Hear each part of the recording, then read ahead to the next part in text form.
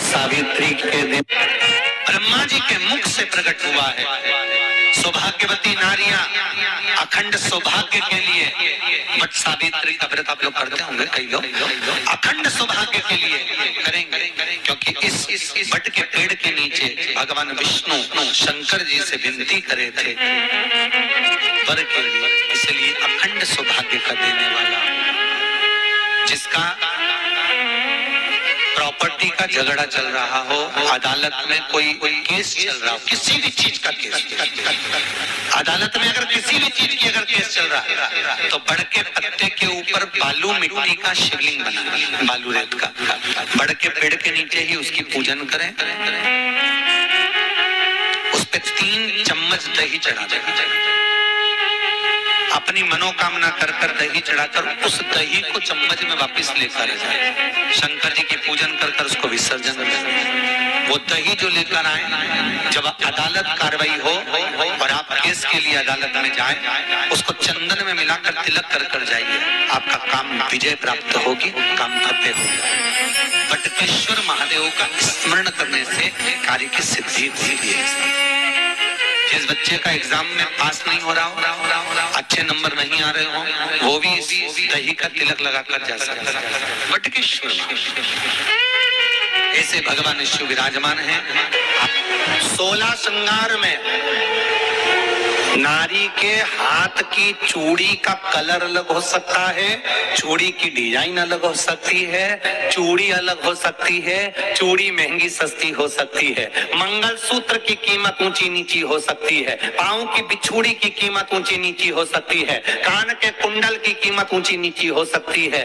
तुम्हारे शरीर पर जितने जितने 16 श्रृंगार हैं, उसकी कीमत ऊंची नीची हो सकती है। केवल मंगलसूत्र की डिजाइन बदल सकती है, नाक की लौंग की डिजाइन बदल सकती है, कान के बुंदे की डिजाइन बदल सकती है, हाथ की चूड़ी की डिजाइन बदल सकती है, पांव की पायल की डिजाइन बदल सकती है।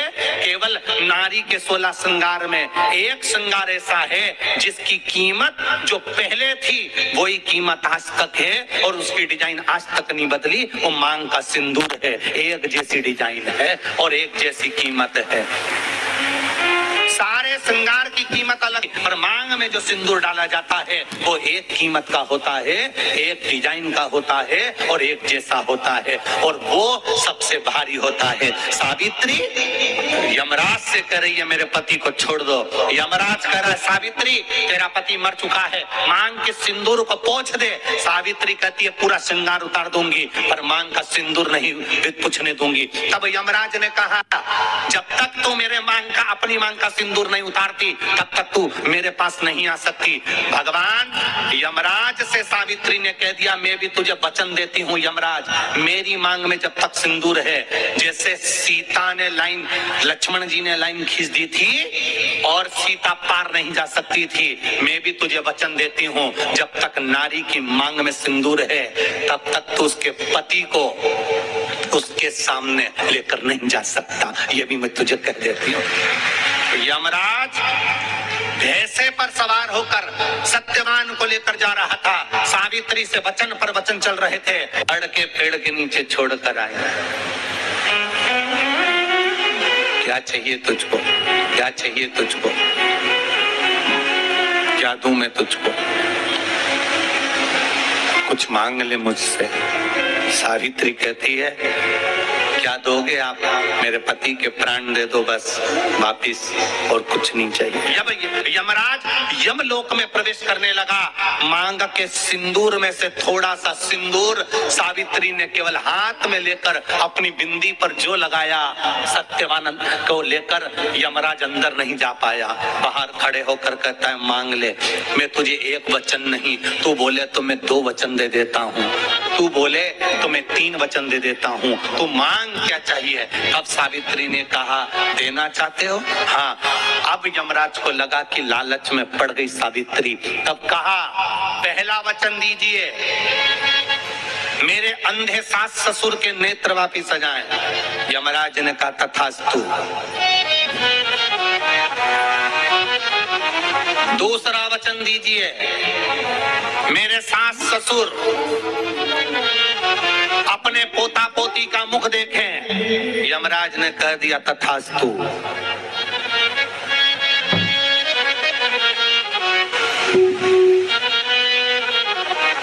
जाओ। यमराज जाने लगे, फिर आग जलने लगे। कहने लगे अब मैं अंदर क्यों नहीं जा पा रहा हूँ। सावित्री कहती है तुमने वर दिया है मेरे सास ससुर पोता पोती का मुख देखें, उनके बेटे को तुम ले जाओगे तो पोता पोती कहां से होगा, छोड़कर जाओ। सावित्री है, पति को वापस लेकर आ गए।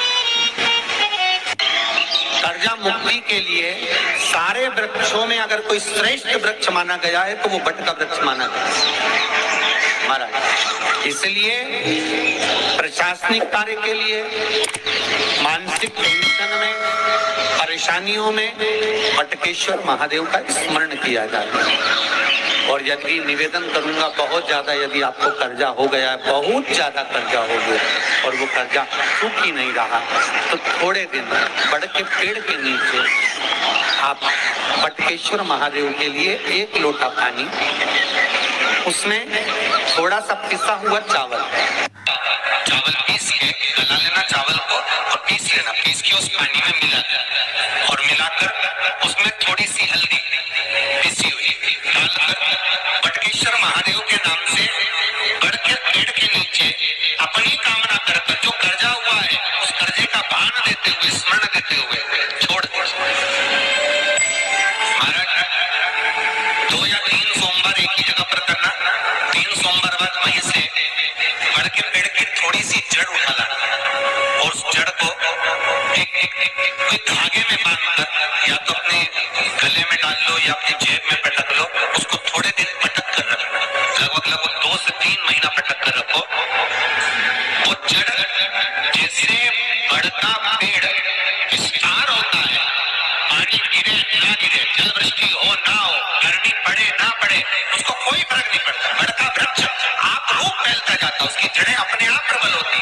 उसी तरह ये बटकेश्वर महादेव कहीं से भी अगर जड़ आपके पास में रखी है 1 महीना, 2 महीना, 3 महीना तक, तो ये जड़ अपने आप लक्ष्मी को पकड़कर खींच कर लाती है और कर्जे से मुक्त कर देती है। बटकेश्वर महादेव को कभी हल्का मत समझना। सावित्री का पति शांत हो गया था, मर गया था। बड़ के पेड़ के नीचे यमराज उसको लेने के लिए आ गया और सावित्री को छोड़कर यम उसके पति के साथ को अब यमराज ने कहा सावित्री के कहा जाओ, आपने कहा था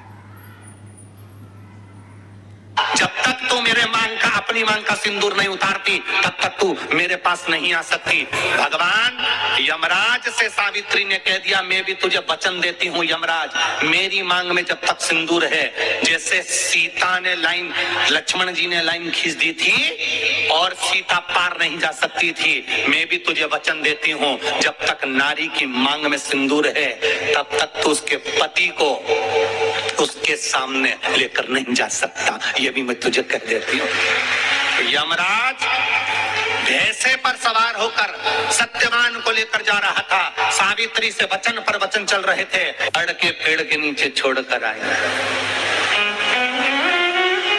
क्या चाहिए तुझको, क्या चाहिए तुझको, क्या दूं मैं तुझको?